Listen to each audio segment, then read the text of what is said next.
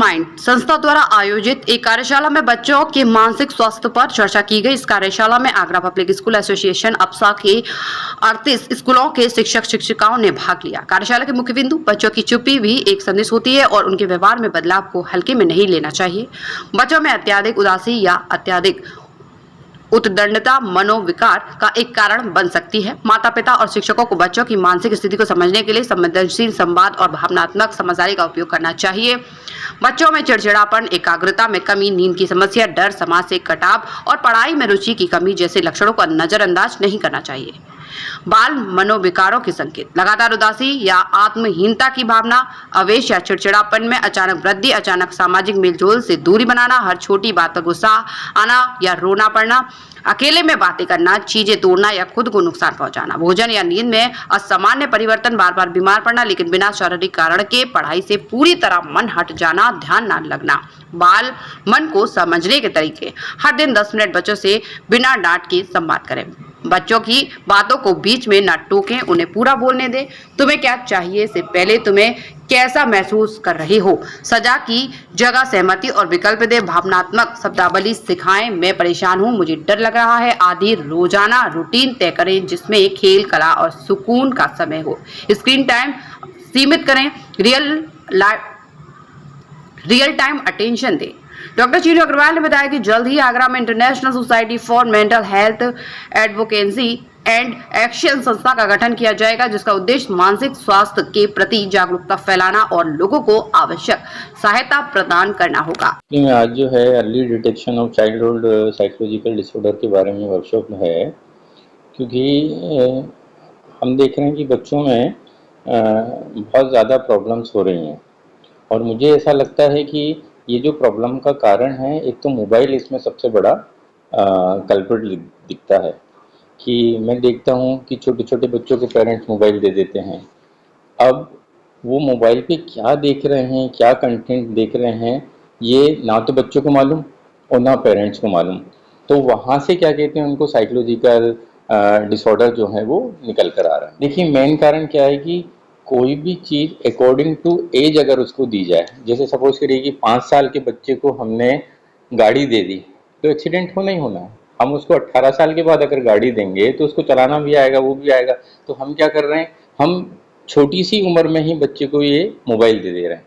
अब उसको समझ में बिल्कुल नहीं आ रहा है, क्योंकि उसका जो ब्रेन का डेवलपमेंट है उसके तो अकॉर्डिंग हुआ नहीं है। उनसे ये जो बच्चे मोबाइल देख रहे हैं, एक तो लर्निंग डिसऑर्डर हो रहा है, ऑटिज्म की शिकायत हो रही, बहुत सारी चीज़ें जो हैं वो डिसऑर्डर क्या कहते हैं उनमें पैदा हो रहा है।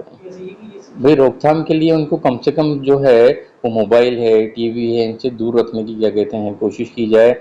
उनको कोई क्या कहते हैं आउटडोर गेम जो है वो खिलाया जाए, इंडोर गेम जो है वो खिलाया जाए। पेरेंट्स का क्या कहते हैं इन्वॉल्व होना बहुत इम्पोर्टेंट है। वो आज फीलिंग माइंड के विमल विहार सेंटर में एक वर्कशॉप हुई, जिसमें कि बच्चों में जो साइकोलॉजिकल डिसऑर्डर आ रहे हैं उनको किस तरह से उनकी पहचान होनी चाहिए। डॉक्टर चीनू अग्रवाल ने आज 24 पार्टिसिपेंट्स को, जो कि डिफरेंट स्कूल से, अप्सा के स्कूल से आए थे, उनको बताया, उनसे समझा कि किस तरह की प्रॉब्लम्स उनको आए। और मुझे बड़ा अच्छा लगा कि आज की वर्कशॉप जिस तरह से सारे टीचर्स ने अपनी प्रॉब्लम्स को बताया और उनका जो समाधान डॉक्टर चीनू अग्रवाल ने किया, ये अपने आप में बहुत बड़ी बात। हम लोग समझ रहे हैं कि बच्चे एक एक दो बच्चे होते हैं, पैम्पर्ड बच्चे होते हैं, और जो बच्चे हो रहे हैं वो किस स्ट्रेस से हो रहे हैं, उनके पेरेंट्स किस स्ट्रेस में हैं, उनकी क्या खाने की, क्या रहने की, क्या उनके रहन सहन का, क्या उनकी दिनचर्या की प्रॉब्लम्स हैं, उसकी वजह से वो बच्चे किस तरह से पैदा हो रहे हैं। उनमें एंगर बहुत ज़्यादा है, उनमें क्यूरियोसिटी नहीं है। तो इस तरह से सारी बातें हो रही। और आज ये वर्कशॉप रिव्यू पब्लिक स्कूल ने स्पॉन्सर की है। मुझे लगता है कि आने वाले समय में ये फीलिंग माइंड सेंटर जो है ये अपने आप में एक बहुत अलग सेंटर बनेगा और जिसमें सारी तरह की प्रॉब्लम्स को दूर किया जाएगा। इस वक्त मनोविज्ञान के क्षेत्र में बहुत अच्छा काम हम लोग कर पा रहे हैं और आज की जो कार्यशाला है वो विशेषकर शिक्षकों के लिए है।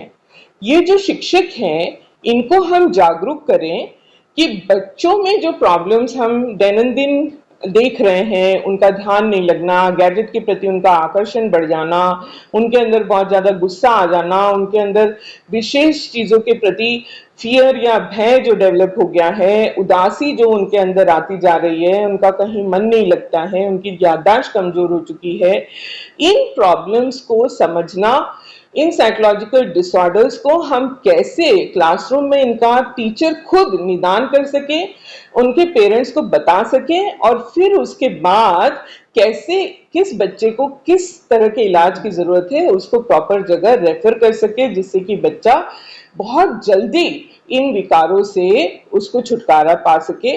जैसे कि ADHD, ऑटिज्म, PTSD, इस तरह के बहुत सारे डिजीजेस के नाम आजकल प्रचलन में है, पर ये है क्या और इनको कैसे समझें और इनका कैसे निदान करें। आज की कार्यशाला में हम इनको क्लासरूम में अकोमोडेशन स्ट्रैटेजीज भी सिखा रहे हैं, जिससे कि इनको ये पता चले कि हम क्लासरूम में बच्चों को बिना इंसल्ट किए, बिना ह्यूमिलिएट किए कितने अच्छे से पढ़ा सकते हैं कि उनका पूरा का पूरा कॉन्फिडेंस हम नर्चर कर सकते हैं, उनका आत्मविश्वास बरकरार रख सकते हैं।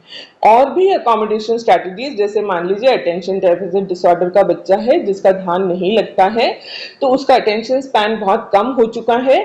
आजकल हम देख रहे हैं यूट्यूब पे 5 मिनट से बड़ी वीडियो हम खुद भी नहीं देखना चाहते हैं, इतना हमारा अटेंशन स्पैन कम हो गया है। तो इसको बढ़ाने के लिए कैसे एक्टिविटीज हम कर सकते हैं, जैसे कि हर 5 मिनट 10 मिनट बाद एक एंगेजिंग ब्रेक देना, एक्टिविटीज को इस तरह से कराना कि बच्चे इधर उधर ध्यान देने की बजाय स्टूडेंट सेंट्रिक लर्निंग इस्तेमाल करना। इस तरह के एंगेजमेंट से बच्चा ध्यान देने लगेगा, उसको सारी चीजें समझ में आने लगेगी और याद रहने लगेगी। आज की कार्यशाला इसी के लिए आयोजित की गई। इस कार्यशाला में हमें अप्साका और प्रिल्यूड पब्लिक स्कूल के जो डायरेक्टर हैं डॉक्टर सुशील गुप्ता जी, उनका बड़ा सहयोग मिला। आज हमारे यहाँ 24 स्कूलों के शिक्षक आए हैं, यहाँ तक कि इतना अच्छा प्रतिसाद मिला कि हमें 2 बैचेस में इसको डिवाइड करना पड़ा, मॉर्निंग बैच और इवनिंग बैच। और हम इस कार्यशाला को लेकर इतने ज्यादा उत्साहित हैं और आगे भी इनको हम रेगुलरली आयोजित करते रहेंगे।